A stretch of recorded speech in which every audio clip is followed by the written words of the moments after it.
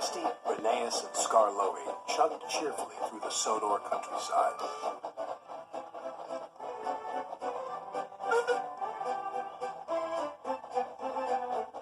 The engines were going to help Duncan with an important job at the Incline Railway.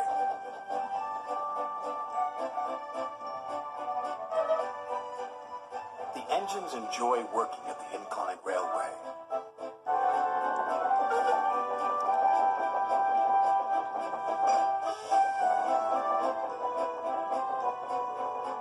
They like the clever way the loaded slate cars roll down the incline, pulling the empty slate cars up. But they are always careful. Duncan doesn't like working at the Incline Railway. He is always impatient to get back to the junction. This makes him careless and gets him into lots of trouble.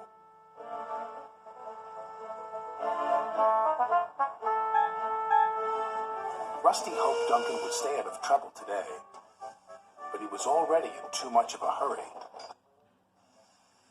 "I'm a plain-speaking engine," gruffed Duncan, "so collect your slate cars and be quick about it." And off he steamed. "Bossy boots," chuffed Rheneas. "Pushy puffer," huffed Skarloey. They didn't like Duncan telling them what to do. "He just wants to get back to the bustle of the junction," Rusty said.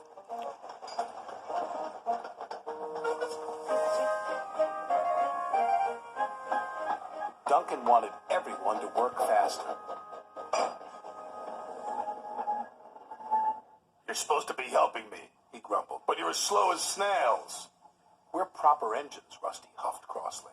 "We follow the rules. We can't send up more than 4 slate cars at a time," chuffed Rheneas. "Then work faster," said Duncan impatiently. Later that day, Duncan was working the incline. "I'll show you how fast a really useful engine can work," Duncan called as he hastily biffed one slate car into another. And then another. Soon, Duncan had his 4 slate cars. "Nothing to it," he boasted to Rusty. "Those slate cars will pay you back," warned Rusty. "Slate cars don't like to be biffed." "I can handle slate cars," he cried. The 3 little engines could see Duncan was not going to listen. They carefully chuffed away from the incline with their slate cars full of slate. Duncan was so impatient he became even more careless. "I'll show that smelly diesel and those lazy steamers," he said to his driver. "Careful," cautioned his driver. "You're asking for trouble." And he got it. Duncan didn't notice his chain was tangled in the coupling of the slate car in front of him. Suddenly, he was being pulled up the track by the empty slate cars. "Bouncing bogies," he cried. "It's got me." Duncan's driver jumped clear. Rusty returned to see Duncan being pulled up the incline. "I tried to warn him," said Rusty. "He never listens," the little diesel's driver said. The chain pulling Duncan's slate cars couldn't hold the weight. It suddenly snapped. Duncan plummeted down the incline. "Help!" he yelled.